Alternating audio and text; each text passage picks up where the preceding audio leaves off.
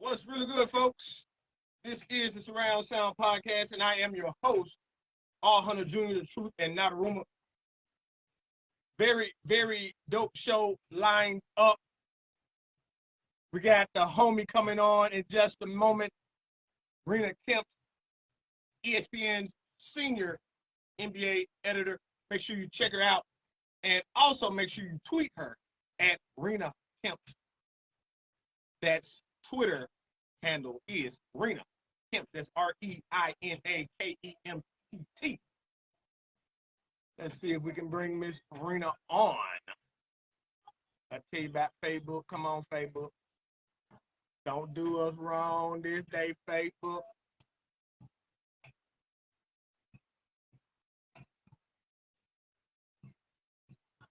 Hope everybody had a good Memorial Day. Also, happy African American Music Month to everyone. It's T-shirt Tuesday. We're going to get into that in a minute with Miss Kempt as well. We're going to be talking about NBA Finals. If you didn't know, the joint is tied up 1-1. And we're heading into Game 3 on tomorrow. That's right. That's right. What you feel about that Drew Hill right there? You know what I mean? When the last time you heard that? Anyway, today's show is gonna be dope in a lot of ways. We're gonna be talking about a myriad of different things. But we got the homie on. What's up, Brenda? How you doing, mama? Hey, how are you? Let me turn you up.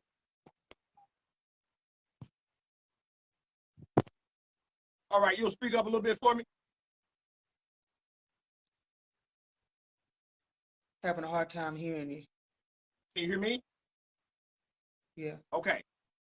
So I'm having a little trouble hearing you, but we're gonna go ahead and get through this thing though. First of all, young lady, man, so glad that you can be on with me. Lot going on, I know, in your life. You up there in Kentucky and whatnot.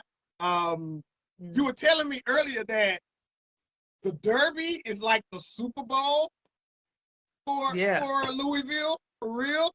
Correct. Okay, so it was a big turnout this past year, coming back from COVID and everything. Yeah, it's super huge here.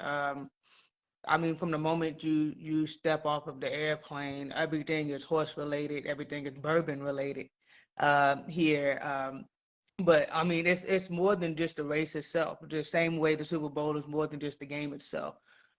There are several events tied around it. There's a festival, fireworks show. There's several concerts. Janet Jackson performed the night of the Derby. After the Derby, Jack Harlow and Drake shot their video there at Churchill Downs during the race. Like, it's a huge event. I think an average of like 150,000 people are at the event for the race, dressed to the nines, Sunday's best only at the track. I saw you. You was nice though. I saw your fit.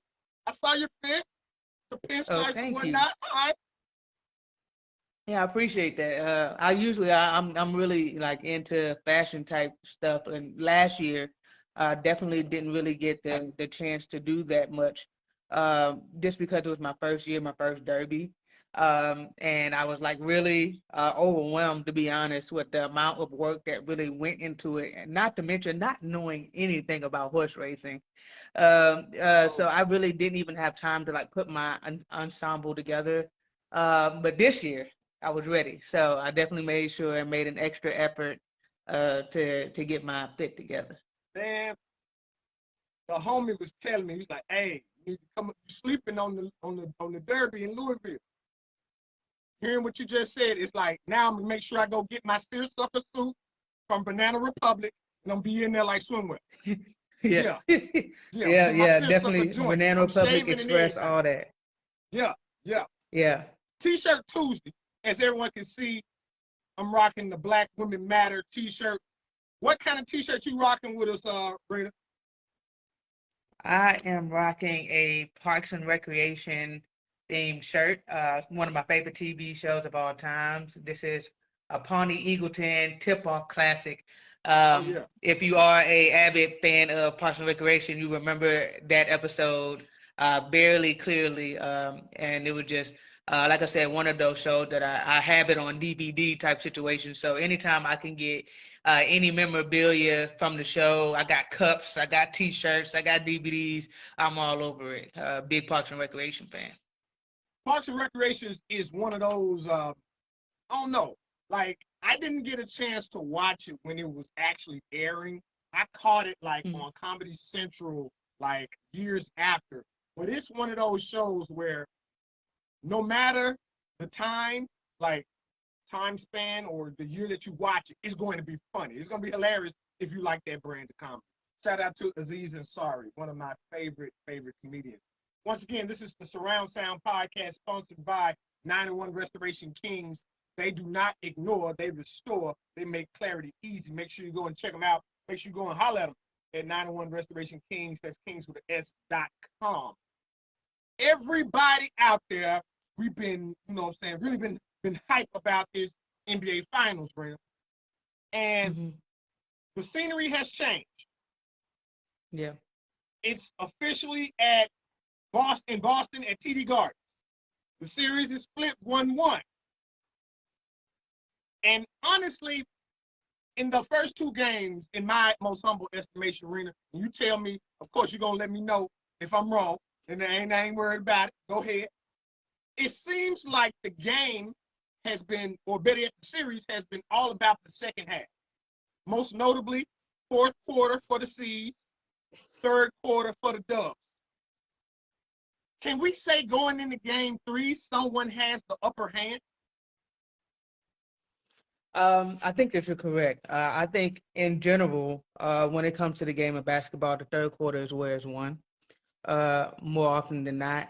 I think going back to Boston, it's going to be a much closer game. This last game, it was close up until that third quarter, that late third quarter run, and then it was a blowout. I think it's going to be a much closer game. I think both teams have gotten rid of the jitters, especially the Celtics have gotten rid of the jitters. You can somewhat say the same for the Dubs too. Yes, most of their starting five are veterans, but they have a good slate of young guys that are putting in impactful minutes, who had to get acclimated or had to come back after being out for a while. Gary Payton Jr., one of those players who had been out for several weeks after that flagrant foul against him that messed up his elbow, and came in and was very impactful to start it. I honestly could not say who would win this game, and that's what I love about it. I have no idea who is going to win game 3. It's in Boston. You want to go with the home crowd there, but I honestly think that the Celtics they have more experience, they have more depth coming off of their bench, and I think that they're going to be able to pull it out. I do think that the series will go to at least 6 games, though. Oh yeah, most definitely. My summer viewing depends on it. Also, once again, just to reset, we are here with ESPN's senior NBA editor, Reina Kempt. Make sure you go and check out. Also, make sure you tweet her at Reina Kempt on Twitter.com. No need to give us a winner of Game 3 just yet. Let's go over and look at the big 3 highlights from games 1 and 2. From game 1, Tatum has 13 assists. Mm-hmm. Number 2, Steph, 34 points, 10 rebounds, and 5 assists. And the other big 3 item that I think will spell really big for the rest of the series is Klay Thompson. Klay Thompson had 15 points game 1 and followed that up with 11 points game 2. Is there anything that we can take from game 1 with the C's winning by 20 that we can take to game 3? I think the thing to take from game 1 to take into game 3 is really going to be the depth. You have those big 3 that you're thinking of overall in the game, but especially when it comes to the Celtics, you think of Jason Tatum and Jaylen Brown. Those guys those first two games were consistent. He was so good. Those were consistent guys through the first two games, but the rest of their team was not. Yes. The difference between game one and game two for the Celtics, if you look at that stat sheet, you look at the box score of game one for the Celtics, it was looking really good, really meaty. Of course, Jason Tatum and Jaylen Brown, they did their things as usual, but as you know, to get to this point, to get to this stage, you have to have depth on your team. Your other starters have to play their role. They have to put up points, and especially your guys off the bench have to come in and execute as well, especially if you're talking about winning out of 7 games. You definitely need depth to do that. In game two, there were only 3 players on the Celtics entire team that hit double digits. Of course, it was Jason and Jaylen, but then a third player also had double digits as well. But that third player was not a starter. We're talking Marcus Smart, 2 points. Yeah. We're talking about Al Horford, 2 points. Yeah. 2 points the entire game. And Al Horford had, 6 threes in game one? Yeah, that was actually on my game 2 big 3 highlights as well. Yeah, you can go ahead, because Horford having 2 points cooled off dramatically from having 26 points, game one. So yeah, go ahead. I'm sorry. Yeah, no, yeah, you're absolutely right. Like Al Horford and Marcus Smart aren't necessarily the guys that you think of when you think of offensive production, right? They're definitely the juggernauts on the team. They have a defensive presence. They're somewhat veterans in Marcus Smart, but obviously Al Horford is absolutely a veteran. But they need to contribute more at this stage. If they're able to do that, which I believe they both can, especially Al Horford, especially that guy. I think we're talking about a closer game in game 3 and beyond, especially in Boston. Marcus Smart is definitely an underrated offensive player. Do I think he's just give him the ball and let everybody clear out the way type of guy? Not necessarily. But if you need somebody to go get a bucket or at least get to the free throw line, then Marcus Smart is your guy. Because if he's not going to get the bucket, he's going to flop and get to the line. But that's between me and you. Okay. But I think those guys can definitely bring better energy on the offensive end in game 3 that can make all of the difference. Like I said, Jason and Jaylen are going to be the guys and continue to be the guys. But those role players going to have to step up on this biggest stage against guys who know what they're doing and they know how to win.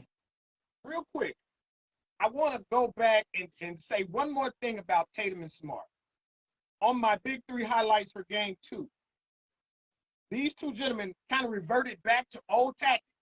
And when I say old tactics, I'm talking about the Miami Heat series. Both of them combined for 9 turnovers. That will be a very pressing issue as we go into game 3. Also, the aforementioned Horford's 2 points cooling off from that 26-point showing in game 1. Lastly, this guy, I think we would be remiss if we did not mention Draymond Green's name. Yeah. And what's so crazy about it, I remember playing one of the last times I played basketball. This is a long time. I remember, because, we playing full court. I'm 30 plus at this time. So, I'm like, what can I do to add to this team? And I literally talked us to 3 games in a row. I talked it. I'm not saying Draymond is as athletically inept as I was then, but this gentleman has moved into 10th spot all time NBA playoffs in assists. His passing and his just tyrannical play and his mental prowess in playing this game of basketball is just doing wonders for the Golden State Warriors. Now Reina Kempt. I won't even ask you about game 3, but I will ask you for a prediction on the NBA Finals. Do we think the C's will continue from game 1 and continue through the series, or do we think what we saw game 2 with the Dubs is what's going to matriculate and get them another championship? What do you feel? Tell me something. Yeah, good. I think I think, first of all, the NBA is a game of runs, right? So, nobody is perfect and going to have a consistent streak for 5 games, 7 games straight. I think it's a game of runs. I think that um, you can expect the Warriors to be more consistent. However, we can't act like there aren't days and games where Steph and Clay are off shooting wise. Um, I think that the Warriors are going to be consistent, but I do think that the Celtics are going to pick themselves up by their bootstraps, and I think they're going to get it together. I think that this is going to be an extremely tight race throughout this series. I don't want anybody to count the Celtics out because they had a really bad game last game. That happens. It happens to the best of us. It happens to the worst of us. What makes the team stand out is being able to learn from those mistakes, to use them as fuel, and be able to come back even better. I think the Celtics are going to do that. Um, I think that those little runs, like the way that the Dubs had in Game 2, are things that are going to happen back and forth. The same thing happened with the Celtics in Game 1. It was a run in the second half that really pulled them away, and doing it at the right time. It's going to be up to not only the team but the coaches to figure out their rotations and make sure that they are strong, especially in those crucial moments that matter the most. But I do think that we're going to see the Warriors be consistent with their shooting in Game 3 on through. I think Jordan Poole is starting to feel himself, as you can tell, that crazy half court buzzer beater shot that he threw up. They're getting they're getting their guys back together. Steph is gonna be Steph. That's needless to say there. I think the Warriors are definitely going to keep up their Game 2 antics in Game 3. But with that being said, it's really going to be up to the Celtics to match that energy. And I think they have what it takes to do it. But like I said, it's going to take more than Jalen and Jason to do it. I definitely agree. One thing that I've noticed about watching um, Golden State basketball games, we often say that they're really good in defense, but I wonder how good they are. I think other teams try to match their offensive prowess and they shoot themselves out the game because up until that third quarter run, the C's were right there. Just like you said, the C's were right there. And then they start getting hot in the 3-point area, and then you try to match that in this brick city, for Boston. Okay, I'm with you though. So much gratitude and thanks to you, Reina, for coming and just sharing a little bit of your gift with us. Once again, ESPN's senior NBA editor, Reina Kempt. Make sure you check her out on Twitter.com. Go to the handle Reina Kempt. That's REINA KEMPT. Hey, much love, young lady. You be cool. We'll be doing this again, all right? Thank you. We're rooting for him tonight. All right. Bye.